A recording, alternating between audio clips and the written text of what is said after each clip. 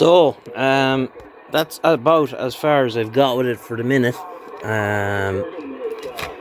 Still to do is the lighting, get the meters hooked up.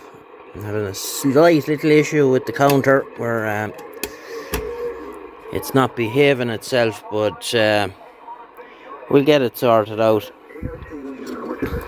So this was all badly scratched when it was what I did was I gave it a few coats of lacquer and got rid of all the scratches that way. I wet sanded it first, so it's getting there.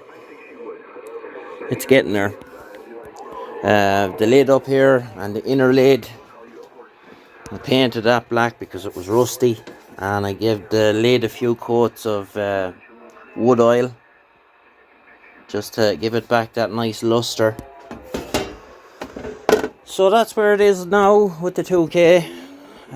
We'll be back in another video to finish it off and finalize it.